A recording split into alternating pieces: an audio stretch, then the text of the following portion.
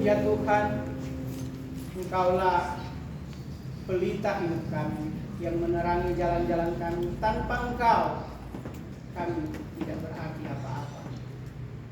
Sungguh kepadamu-lah kami bersandar, kepada firman-Mu kami berpegang teguh untuk menuntun kami melewati jalan hidup kami. Hari ini ya Tuhan, kami rindu membaca, mendengarkan, merenungkan firman-Mu. Biarlah firman-Mu itu menjadi kekuatan seluruh penerang dalam perjalanan kami yang mungkin penuh liku, yang mungkin penuh halangan.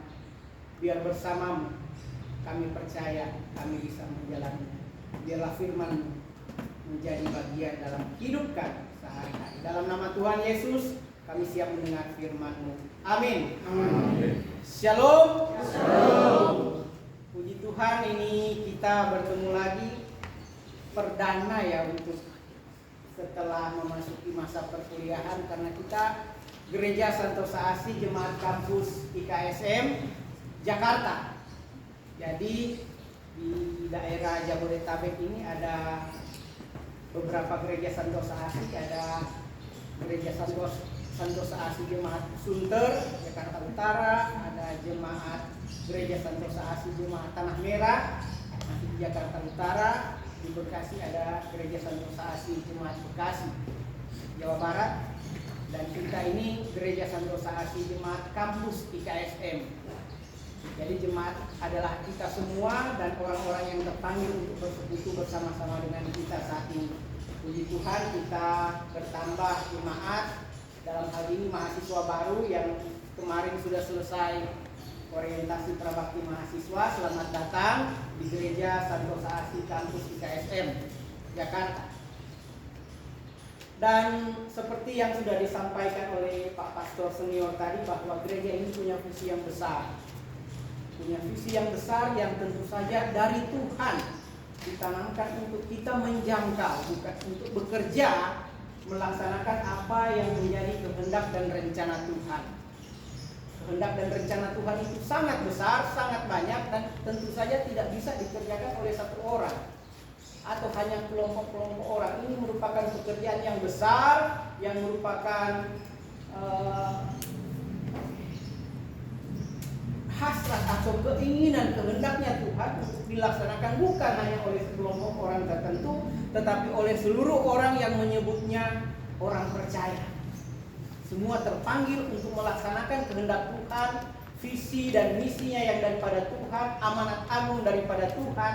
Tetapi masing-masing bagian itu tidak serta-merta terpisah-pisah, tetapi itu satu kesatuan walaupun dengan pekerjaan masing-masing yang berbeda. Jadi panggilan Tuhan itu tidak semuanya hanya dalam satu arah saja, tetapi berbagai macam. Kalau diilustrasikan oleh Paulus dalam Korintus itu, kita semua satu tubuh tapi banyak anggotanya. Kepala kita Tuhan Yesus. Banyak anggotanya, ada yang jadi kaki, ada yang jadi tangan, ada yang jadi mata, ada yang jadi telinga. Nggak mungkin semuanya kaki. Nanti nabrak sana nabrak sini, tidak ada matanya. Atau semuanya jadi tangan, semuanya ingin paling depan, ingin yang menjangkau sesuatu, nanti nggak kemana-mana karena kakinya nggak jalan. Itu kerjasama yang menjadi tugas dan tanggung jawab orang percaya. Nah, hari ini saya rindu kita sama-sama untuk melihat bagaimana tugas yang disampaikan kepada orang-orang percaya, dalam hal ini kepada gereja kita saat ini, Gereja Santosa Asih Jemaat Kampus STT IKSM Jakarta. Tadi sudah dibacakan secara penuh di 1 Tesalonika yang 1 Tesalonika pasal 5 ayat 12 sampai 28. Kita baca sampai 22. Kita baca sekali lagi ayat 14 dan ayatnya yang ke-15. Ini yang akan menjadi tema atau pokok perenungan kita pada hari Minggu ini. 1 Tesalonika 5 ayat 14 sampai 15. Saya akan membacakannya untuk jemaat sekalian. Kami juga menasihati kamu saudara-saudara, tegurlah mereka yang hidup dengan tidak tertib, hiburlah mereka yang tawar hati, belalah mereka yang lemah. Sabarlah terhadap semua orang, perhatikanlah supaya jangan ada orang yang membalas jahat dengan jahat, tetapi usahakanlah senantiasa yang baik terhadap kamu masing-masing dan terhadap semua orang. Ini surat pastoral, surat penggembalaannya Paulus kepada orang-orang yang ada di Tesalonika. Ada 2 kali Paulus mengirimkan surat kepada jemaat di Tesalonika, sehingga ada 1 Tesalonika, ada 2 Tesalonika. Di bagian ini kalau kita melihat secara keseluruhan di awal dari perikop ini, kalau ini perikop nasihat-nasihat kita sudah baca bersama tadi. Perikop sebelumnya itu Paulus berbicara tentang berjaga-jaga. Masih di pasal yang sama. Pasal 5 ayat 1 itu mulai dengan berjaga-jaga. Artinya kondisi orang Tesalonika yang ada pada waktu itu butuh yang namanya peringatan. Jadi oleh Paulus dikasih peringatan. Tetapi tentang zaman dan masa, saudara-saudaraku, tidak perlu dituliskan kepadamu, karena kamu sendiri tahu benar-benar bahwa hari Tuhan datang seperti pencuri. Dan seterusnya, intinya waspada, berjaga-jaga. Kondisi keadaan yang ada sekarang ini bagi jemaat di Tesalonika sebenarnya sedang tidak baik-baik saja. Kondisi dunia, kondisi lingkungan yang ada di jemaat Tesalonika pada waktu itu sedang tidak baik-baik saja. Jemaat Tuhan sedang mendapat sorotan baik dari luar maupun dari dalam. Dari luar ada penganiayaan, dari dalam ada perpecahan. Nah, itu ribet. Itu tantangan yang dihadapi oleh orang-orang Tesalonika. Belum lagi ada ajaran-ajaran sesat yang mencoba memutarbalikkan fakta, yang mencoba mengatakan sudah tenang-tenang aja, Tuhan itu baik, nanti semua akan baik-baik saja. Padahal firman Tuhan Yesus sendiri sudah berkata bahwa pada akhir zaman itu akan datang masa yang sukar, akan banyak penganiayaan. Maka itu menjadi beban bagi Paulus untuk mengingatkan kembali, warning, kasih peringatan, woi sadar, woi bangun, jangan terlena, jangan menganggap keadaan biasa-biasa saja. Kita punya tugas yang belum selesai, kita punya iman yang harus dipertahankan, kita punya persatuan yang harus dibangun dan dikuatkan selalu. Itu yang Paulus mau sampaikan kepada jemaat di Tesalonika. Jangan terlena. Mungkin kehidupan jemaat di Tesalonika secara finansial mungkin lebih baik daripada jemaat-jemaat yang lain. Tetapi di sini Paulus mau mengingatkan jangan terlena. Baik oleh keadaan lingkungan sekitar maupun di dalam internal jemaat itu sendiri. Sehingga di ayat yang tadi kita baca, kami juga menasihati kamu saudara-saudara, tegurlah mereka yang hidup dengan tidak tertib. Berarti sudah sampai di telinganya Paulus ada orang-orang yang tidak tertib, tetapi pemimpin-pemimpinnya, penatua pendidik jemaatnya takut untuk menegur. Itu yang ada pada waktu itu. Sehingga Paulus harus berkata, kami menasihati kamu saudara-saudara, tegurlah mereka yang hidup dengan tidak tertib. Berarti sudah sampai kepada Paulus ada orang-orang di jemaat Tesalonika yang hidupnya tidak tertib. Itu mungkin tidak bisa dibahas seperti apa, tetapi yang pasti tidak tertib itu namanya ya tidak mengindahkan atau mengabaikan peraturan-peraturan yang ada. Itu definisi sederhana daripada tidak tertib. Aturan-aturan jemaat sudah ada pada waktu itu. Paulus sudah menetapkan aturan-aturan jemaat, walau sederhana tetapi sudah ada. Kemungkinan itulah yang dilanggar oleh orang-orang yang tidak tertib ini. Tetapi kenyataannya pelayan-pelayan atau pemimpin-pemimpin jemaat itu agak kurang serak untuk tegur. Entah kenapa, apakah dia punya jabatan di pemerintahan kah? Apakah dia punya harta yang melimpah kah? Tidak tahu. Tetapi yang pasti mereka tidak tertib, yang harus ditegur. Maka tegurlah mereka yang hidup dengan tidak tertib. Itu yang pertama. Seorang pelayan Tuhan yang dipersiapkan untuk bekerja bagi Tuhan, yang pertama itu harus berani.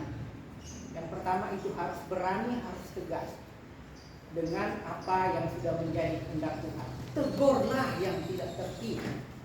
Bukan biarkan saja, enggak. Yang tidak tertib itu ditegur. Berarti ada orang yang enggak tertib.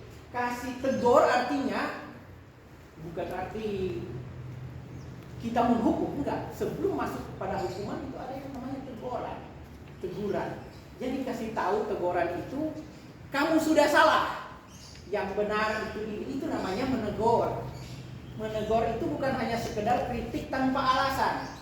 Menegur itu kita kasih tahu dia yang salah dan kita tunjukkan yang benarnya seperti ini.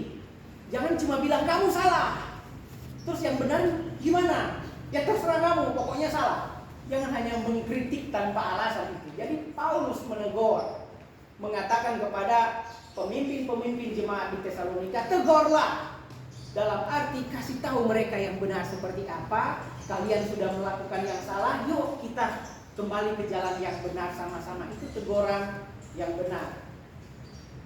Bagian yang kedua yang disoroti oleh Paulus di sini adalah setelah menegur, hiburlah mereka yang tawar hati.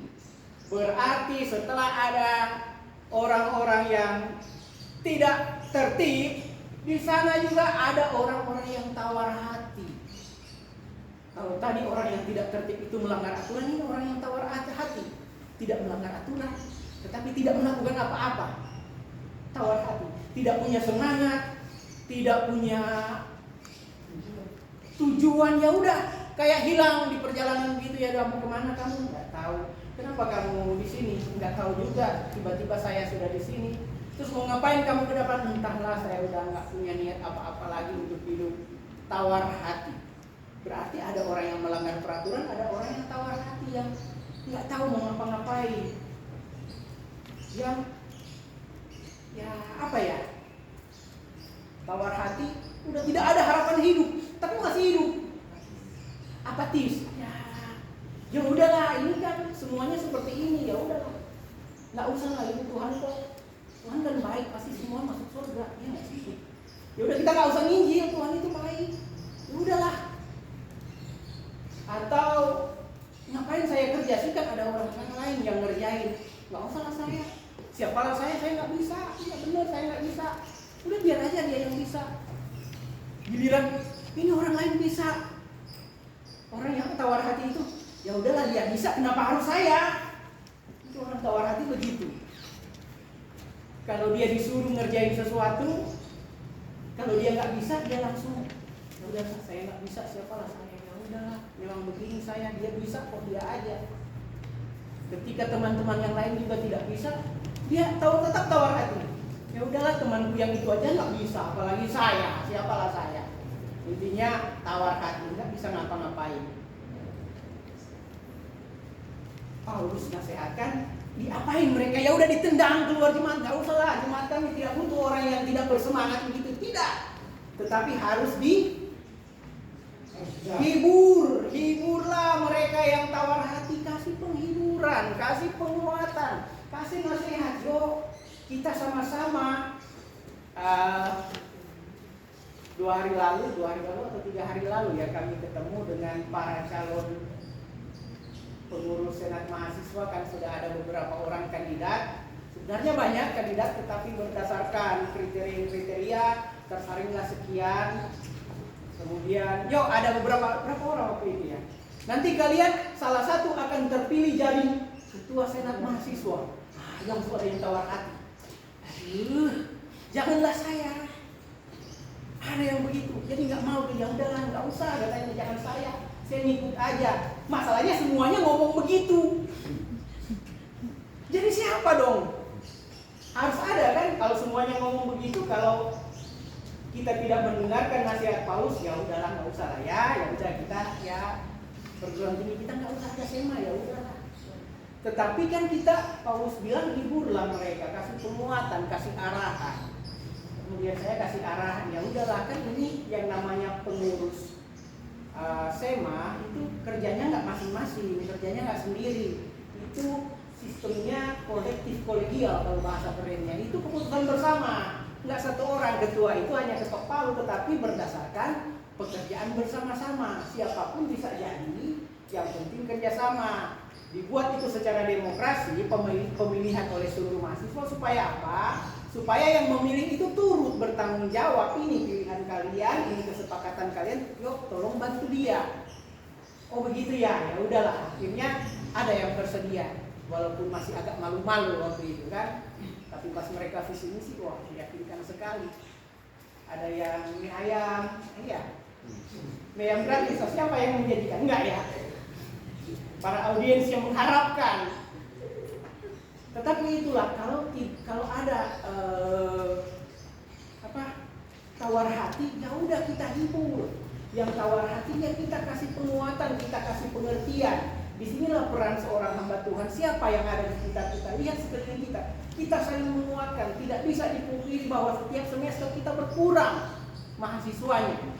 Ini menjadi tugas dan tanggung jawab kita. Bukan hanya pimpinan-pimpinan perguruan tinggi, bukan hanya pendiri, bukan hanya dosen, bukan hanya staf, tetapi juga seluruh keluarga besar Santosa ASI bertanggung jawab terhadap orang-orang yang ada di sekitar kita. Kita saling menguatkan, tentu saja memberikan nasihat yang baik-baik. Sehingga apa? Sehingga boleh satu, oh iya ya, buat supaya berpikiran panjang. Ada yang mungkin pikirannya, orang kalau lagi suntuk pikirannya agak lebih pendek dari biasanya. Artinya berpikiran lebih pendek itu dia tidak melihat 2-3 langkah ke depan, 5 langkah ke depan. Mau jadi apa setelah ini? Berdasarkan keputusan saya ini, apa yang menunggunya di depan? Karena keputusan itu berimplikasi ke depan, bukan ke belakang.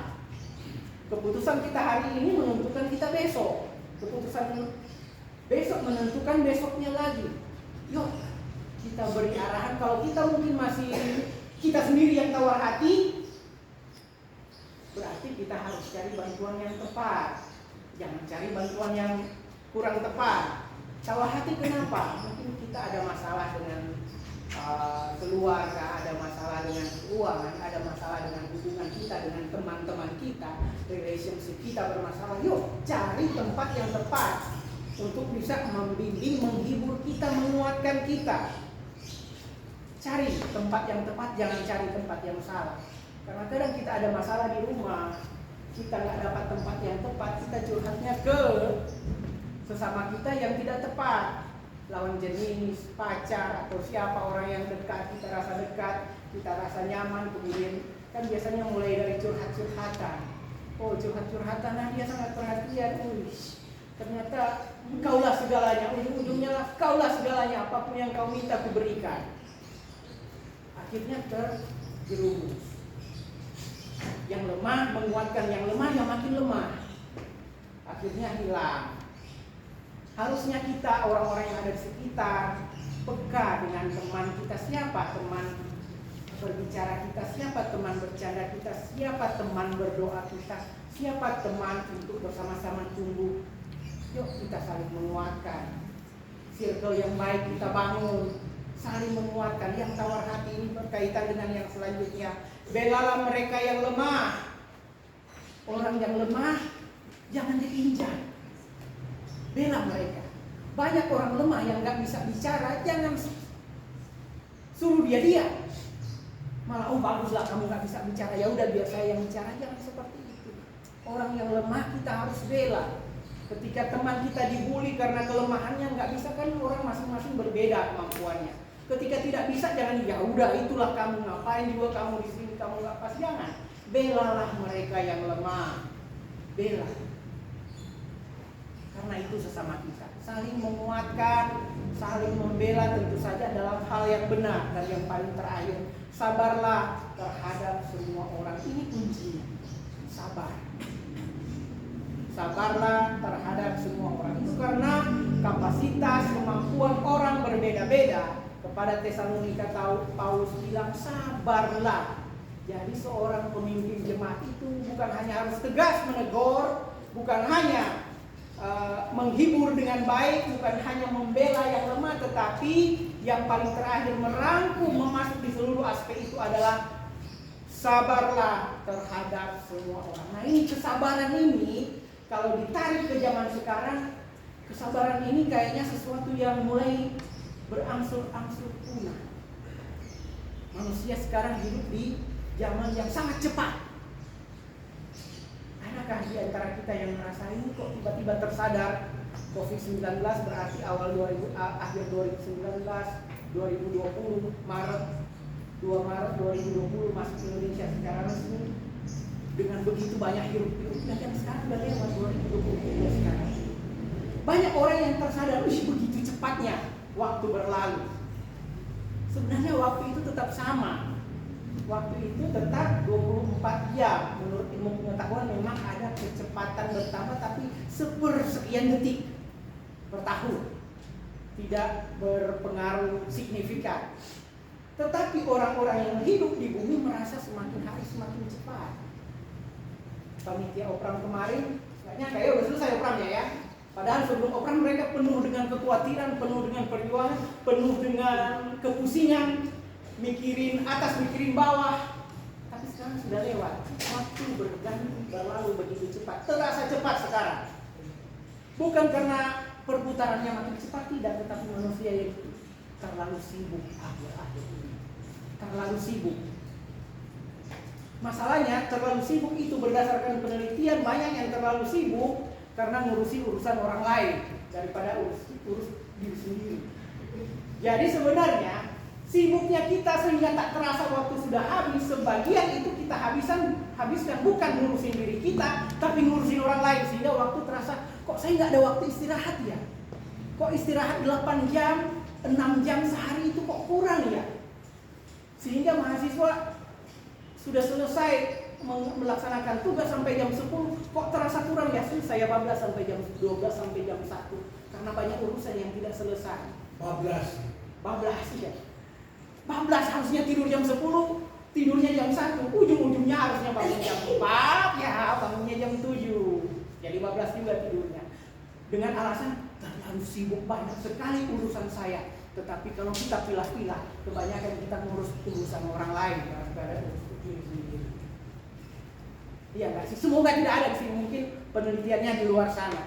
Mungkin kadang kita begitu sudah mebet, bahkan kita waktu A, B, C, D, lu kok kurang waktu kita ya?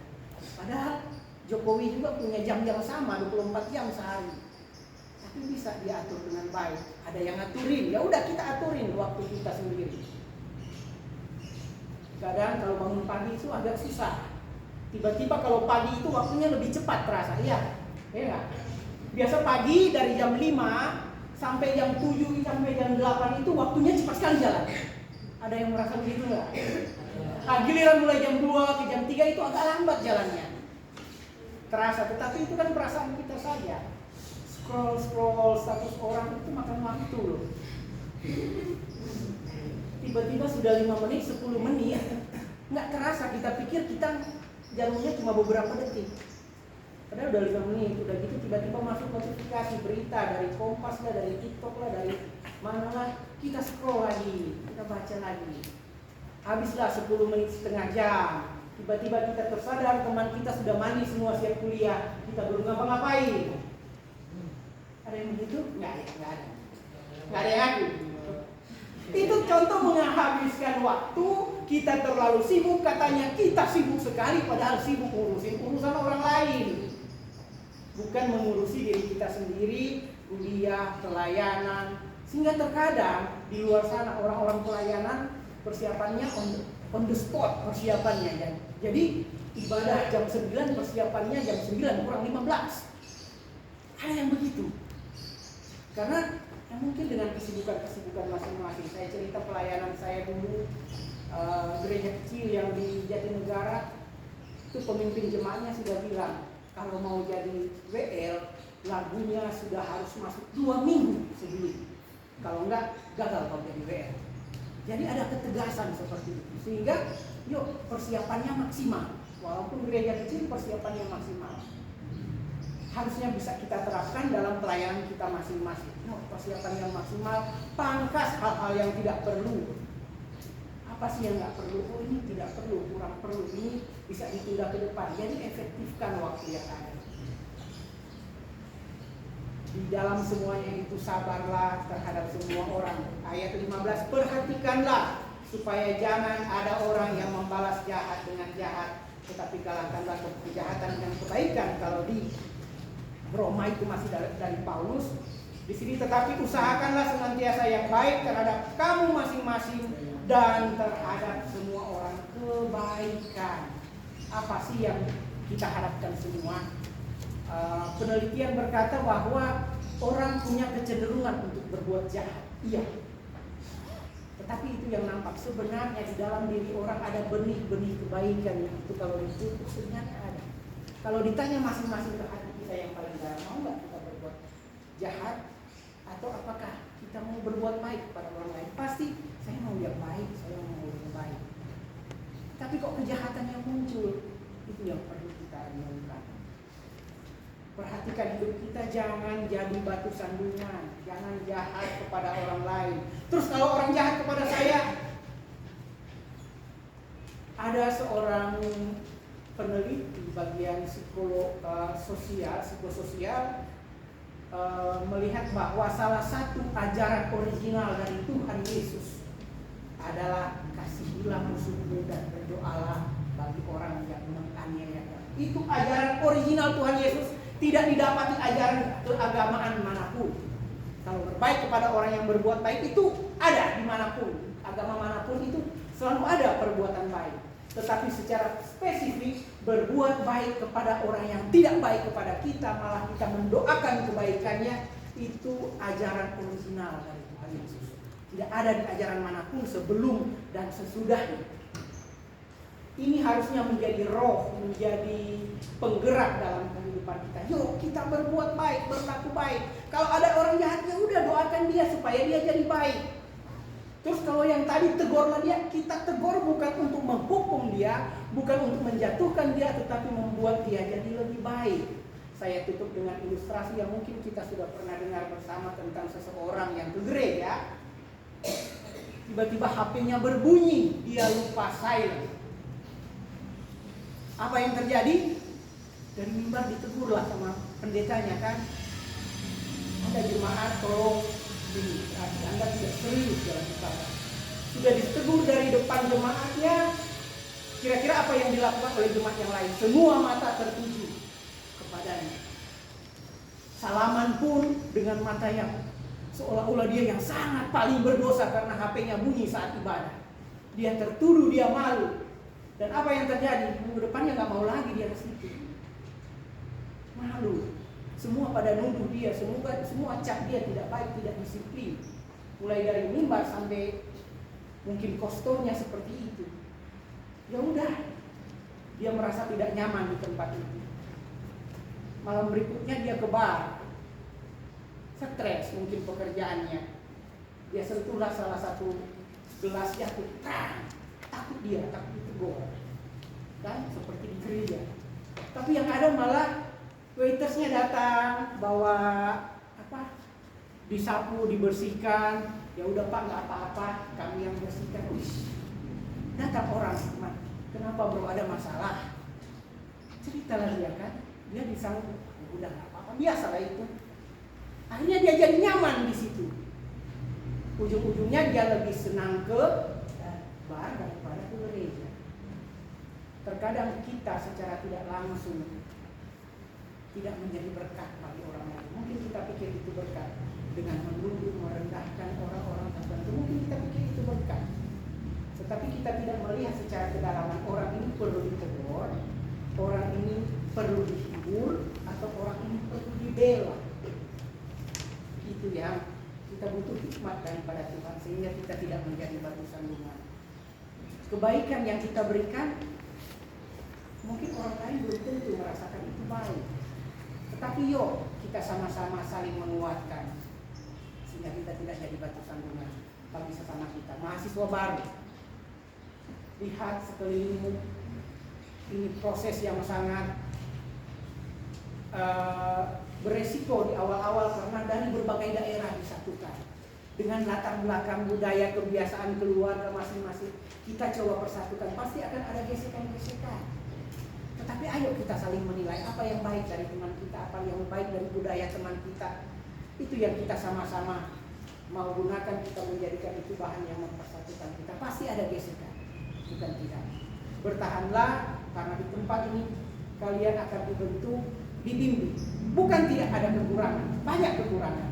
Tetapi kekurangan yang ada kita sama-sama perbaiki sehingga kita boleh berjalan menapaki kehidupan ini, menjalankan visi dan misi Tuhan yang besar, menjangkau mulai dari yang terkecil, diri kita, keluarga kita, bahkan ke daerah kita. Kalau kita pulang ke Indonesia dari timur sampai ke barat, bahkan ke seluruh dunia, kita bisa melihat Engkau mulai dari hal kecil. Jangan jadi batu sandungan. Itu poin yang terakhir penutup dari khotbah saya ini. Biarlah ini menjadi kesaksian yang hidup dalam hidup kita. Jadilah berkat bagi orang lain. Amin. Firman Tuhan, kita berdoa. Terima kasih ya Tuhan, hari ini kembali Engkau mengingatkan kami dengan firman-Mu untuk mengerti maksud dan tujuan-Mu dalam kehidupan kami. Biarlah kami punya ketegasan untuk menegur sesama kami, menegur dalam kasih, sehingga kami boleh membimbing orang itu, boleh membimbing sesama kami yang tidak tertib Tuhan, untuk bersama-sama berjalan sesuai dengan kehendak-Mu, agar kami diberi kemampuan Tuhan untuk menghibur mereka yang tawar hati, dan kemampuan untuk membela mereka yang lemah, dan kami diberikan kesabaran ya Tuhan untuk melaksanakan tugas dan tanggung jawab yang Engkau percayakan kepada kami, untuk misi-Mu yang besar bagi kami, bagi gereja Santosa Asih. Terima kasih ya Tuhan. Secara khusus juga kami berdoa saat ini bagi saudara kami Bapak Benyamin Dikwa yang dalam minggu ini akan kembali pulang ke Papua. Terima kasih untuk perjalanan ke sini ya Tuhan. Engkau sudah membimbing, menuntun dia, membawa jiwa-jiwa untuk dibentuk di tempat ini. Kiranya Engkau senantiasa juga memberkati perjalanan pulangnya ya Tuhan, agar boleh tiba di tempatnya, di rumah kediamannya dengan baik, dengan selamat, tidak kurang suatu apapun, dan tetap menjadi berkat dimanapun dia Tuhan tempatkan. Terima kasih ya Tuhan. Berdoa untuk kami semua yang ada di tempat ini, mahasiswa baru, mahasiswa lama, seluruh pengurus gereja Santosa Asih yang hadir saat ini ya Tuhan. Tuhan menyertai, memberkati apa yang menjadi impian, harapan, cita-cita masa depan kami serahkan ke dalam tangan Tuhan, sehingga semuanya boleh terlaksana dan semuanya untuk hormat dan kemuliaan nama Tuhan saja. Ini doa kami ya Tuhan, di dalam nama Tuhan Yesus Kristus kami berdoa dan bersyukur. Amin. Amin.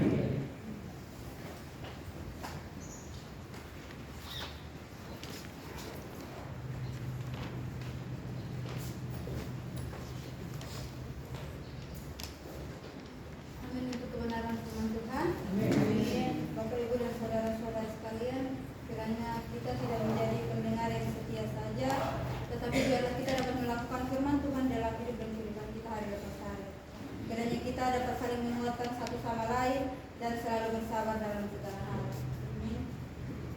Tiba saatnya kita akan masuk di dalam pengakuan iman rasuli bersama dengan gereja-gereja di sepanjang abad. Mari kita mengucapkan pengakuan iman rasuli jemaat Persembahan berdiri.